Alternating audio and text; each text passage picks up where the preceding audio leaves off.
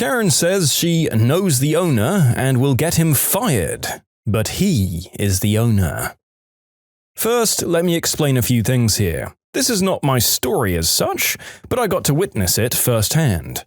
A good friend of mine is from a family that owns 3 very successful Italian restaurants, with a pizza oven that uses actual wood, really top of the line.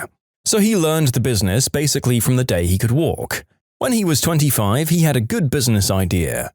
A place in the middle of the city that sells mostly slices out of a window, but also whole pizza, pasta dishes and salad, and does delivery. Plus a few small tables inside if someone really does want to eat here. So he created a solid business plan and had his eyes on a prime location. It's 50 meters away from the biggest parking area in the city with 400 parking spots, where several times a year we have big city fairs and anyone who wants to go to the park strolls right by there. So his dad said he'd finance him, but as a credit to be paid back in a timely manner. They agreed on everything and a year later he opened up. The story takes place about 2 years after they've opened and the place is hot. He's already repaid about 75% of the credit in a mere 2 years.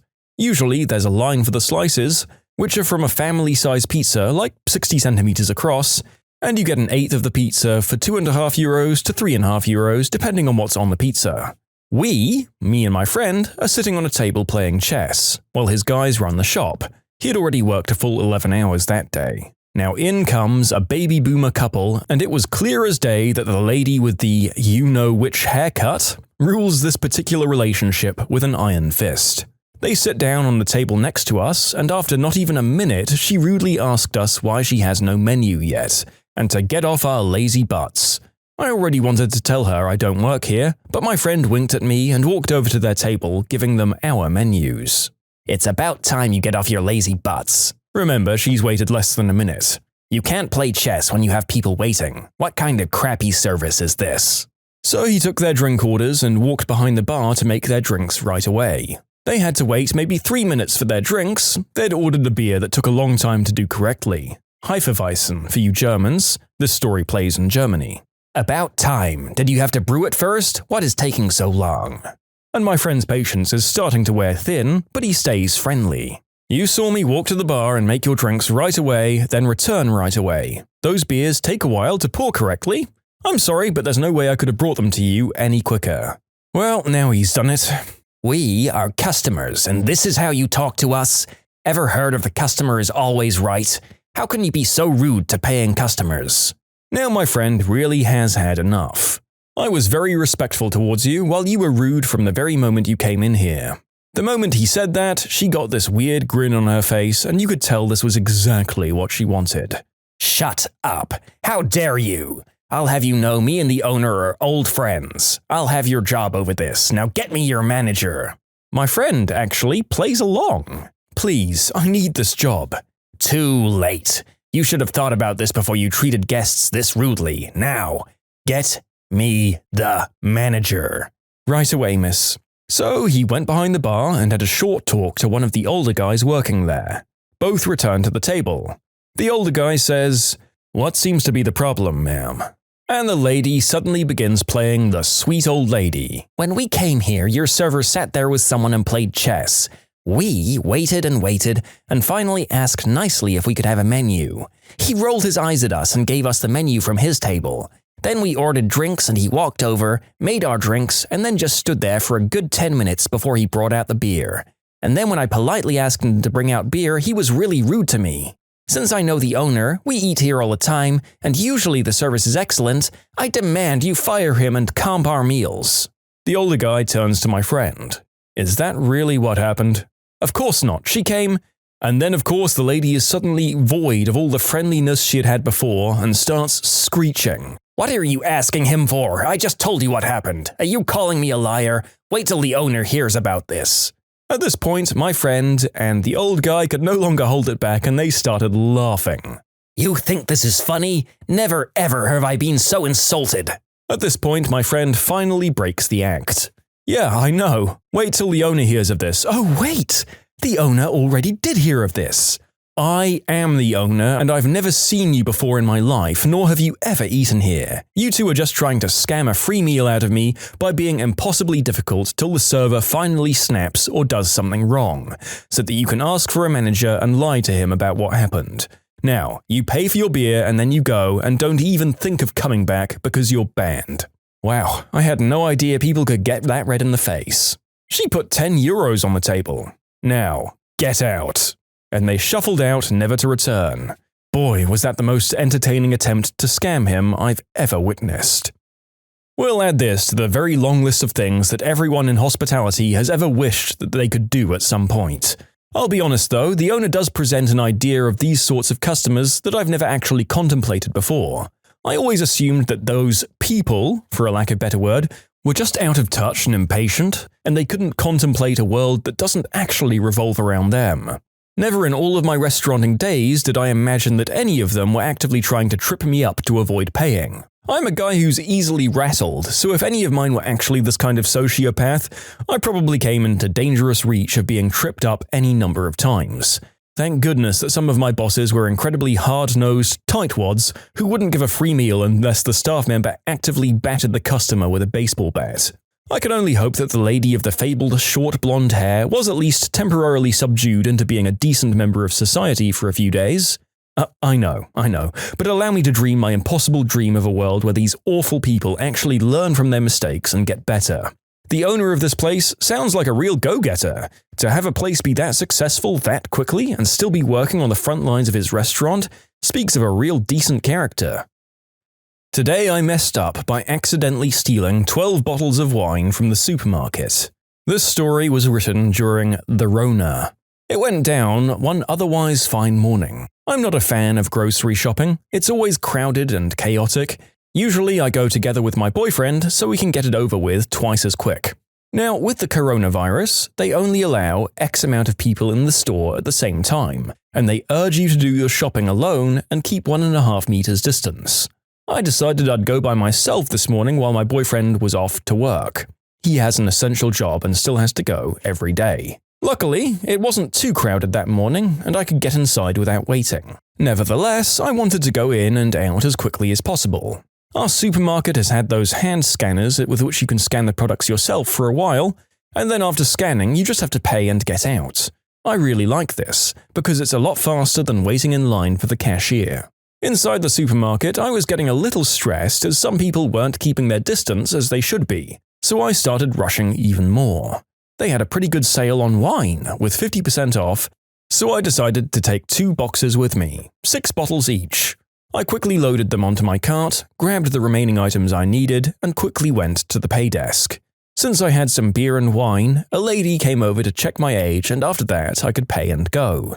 Once at home, I checked the receipt to see if the discount for the wine was calculated correctly, but then I noticed the wine wasn't on the receipt at all. I must have totally forgot to scan it, so I just stole 12 bottles from the supermarket. I just went to the supermarket again to tell them about my mistake, both because it didn't feel right and because I didn't want them to find out and put me on a blacklist or something, as I go there regularly. The cashier had to laugh at my story and could understand my mistake. She was very happy I came by again to pay anyway. In short, due to the coronavirus, I rushed my grocery shopping and forgot to scan 2 boxes of wine, thus ended up leaving without paying for them. Went by the supermarket again to pay this afternoon. 2 boxes at 50% off equals 100% discount, right? Right? Okay. In all fairness, you did do the right thing, and to be honest, the narrator knows an awful lot of otherwise decent people who might have been tempted to just accept the win. But the author stuck to their morals and declined to get any cashiers in trouble or themselves on any sort of thievery wall. So whether we put this down to self-preservation or basic human decency, we can't rightly name a jerk in this story unless it's the people in the store not properly socially distancing. But even then, we can probably put it down to people being dumb humans as much as any inherent jerkery. I do not miss supermarkets during the year of 2020, let me tell you that much. It seems like the author's antsiness was down to a general fear of crowds as much as legitimate pandemic panic, however. So let's just call this story a bunch of goofs who eventually ended up doing the right thing. If you like Am I the Jerk, you're probably going to love Am I the Genius. Check it out, linked below. Also, go to AmITheJerk.com/submit if you would like to submit your own stories. No backpacks, eh? Back in middle school after Columbine, our school went a little nuts about safety. All of a sudden, one day they said no backpacks allowed.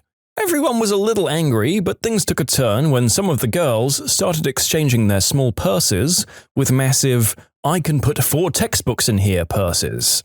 At first, it was just 1 or 2 girls, but it quickly spread, and after the first week, almost every girl, about 500 of them, had a massive purse. So that weekend, I went out and bought a satchel, like a European man purse, and brought it to school. As a note, I'm a male. I got to my first class and am immediately pulled aside and told no backpacks. I politely tell them it's a purse, and if the girls can carry one, so can I. So I got dragged to the principal's office. They call my mum, who laughs at them and tells me she supports me 100%, and I can speak for myself on the matter, and to not bother her at work for stupid bullcrap. They try a ton of things to say that I can't wear a purse because I'm a boy. I ask them to have the district lawyer write me that on a school letterhead and we can go from there.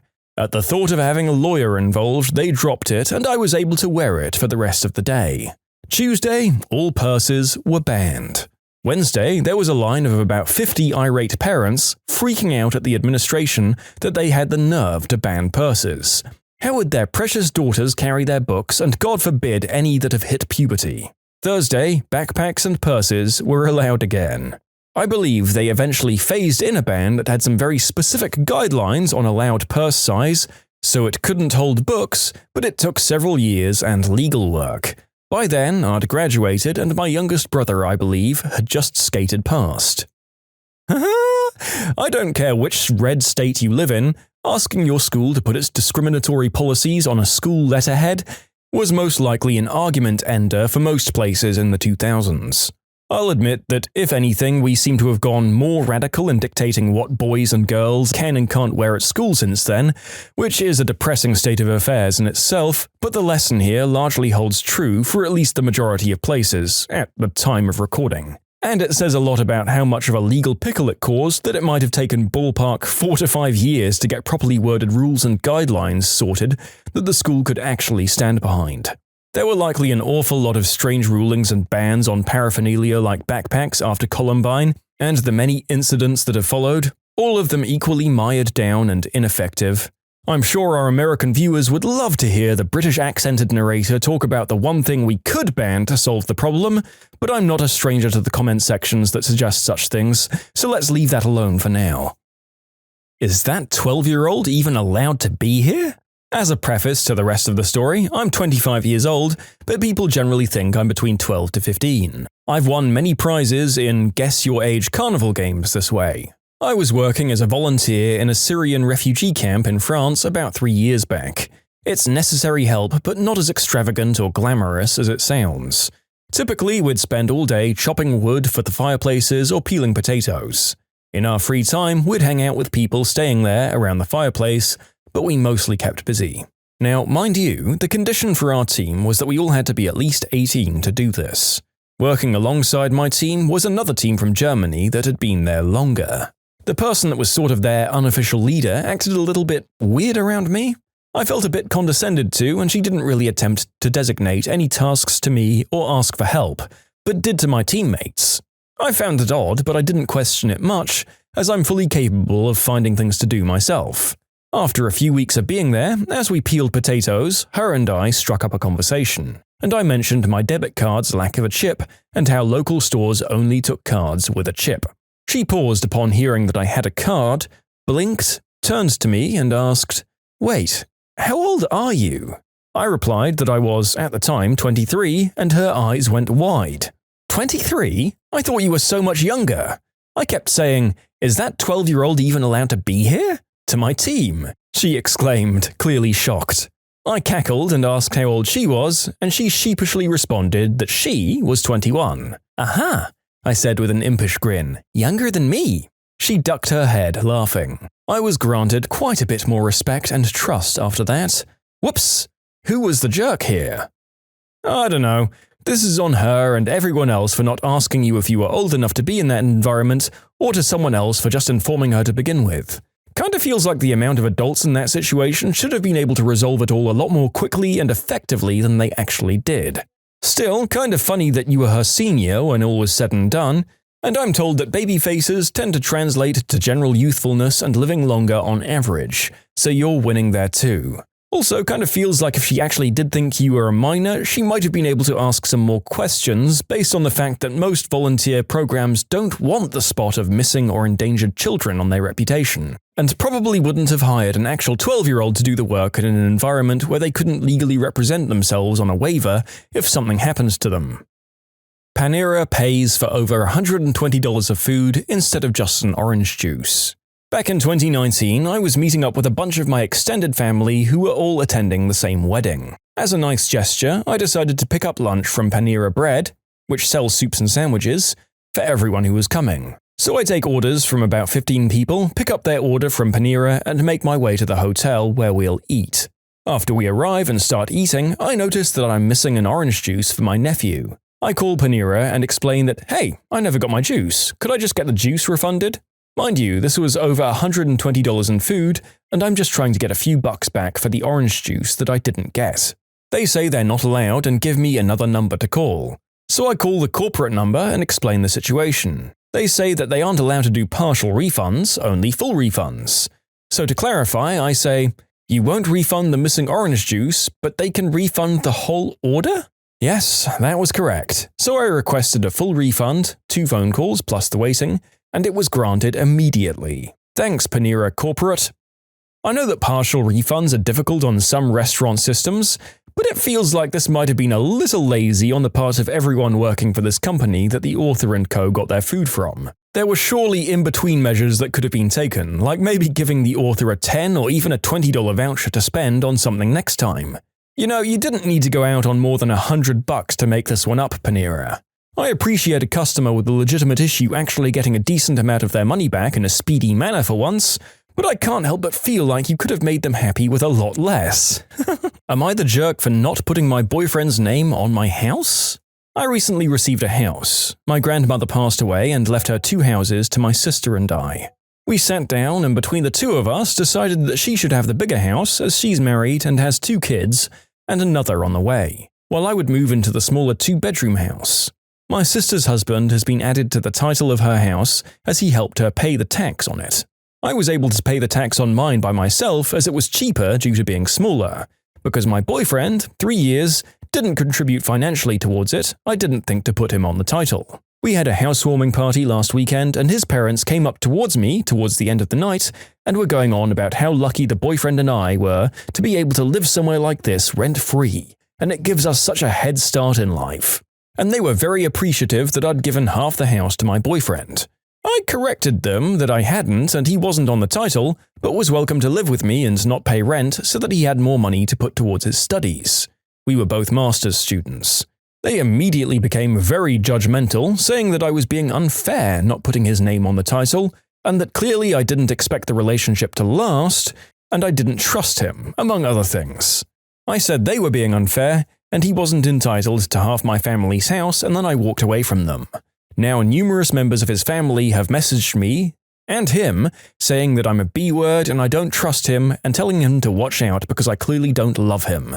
I really thought what I did was normal, but with so many people telling me I'm in the wrong for not doing that, it's starting to mess with my head. I've gotten a bunch of messages asking what my boyfriend thinks, so I'll put my response here. I brought it up with him on Monday, and he said he feels like it's a sign that I don't trust him. I said that I wouldn't add a man to the title unless we were married and he was paying for half of the rates. He said that it feels like I'm blackmailing him into getting married. I said I wasn't. I just wouldn't want to make a huge commitment like giving him half my house without some commitment from him. And he said to just drop it because we're never going to agree, so let's just leave it so we don't argue. Am I the jerk here? Nope, you are not in the wrong here in the narrator's books at least. If I was living with a partner who let me live in their place rent-free, then I would be happy as a clam. Pushing to get 50% of the property that my partner inherited feels pretty greedy to me, even if it was a relationship of a few years. Longer than that, and if you're contributing financially, maybe you can reasonably have a conversation. Honestly, it sounds like the in-laws are putting forward a weird united agenda to put your boyfriend on the property ladder early. It all feels like some kind of weird medieval political marriage to marry into higher means. And the fact that they all took up a messaging campaign against you is pretty shady. You don't have to like it, people, but this all feels so weirdly calculated. The boyfriend sounds less awful but still kinda bad. This would probably color future interactions poorly if it were me. Maybe chuck him back into his old flat and see how he likes paying the bills.